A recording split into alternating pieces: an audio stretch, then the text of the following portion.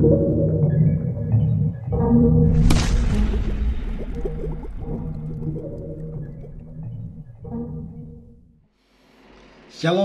selamat pagi Bapak Ibu jemaat yang terkasih di dalam Tuhan.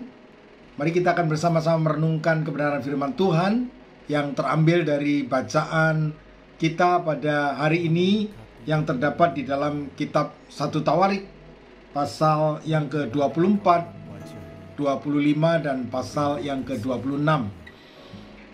Saya memberikan tema renungan pagi hari ini adalah melayani di rumah Tuhan.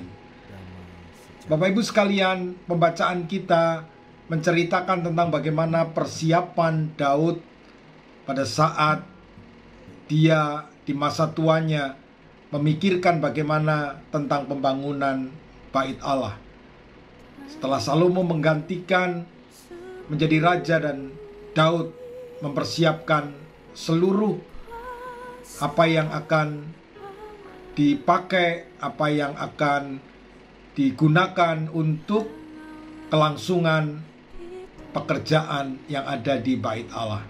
Maka bagian yang kita baca hari ini tentang bagaimana para imam, yaitu dari suku Lewi, yang diperintahkan untuk mempersiapkan bagian-bagian mereka di dalam melayani Tuhan.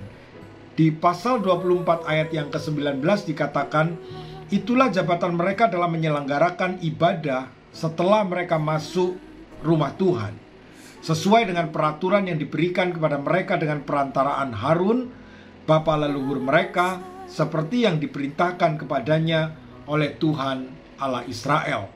Kemudian di pasal 25 ayat yang pertama dikatakan, selanjutnya untuk ibadah, Daud dan para panglima menunjuk anak-anak Asaf, anak-anak Heman, dan anak-anak Yedutun. Mereka bernubuat dengan diiringi kecapi, gambus, dan ceracap. Daftar orang-orang yang bekerja dalam rumah ibadah ini ialah yang berikut.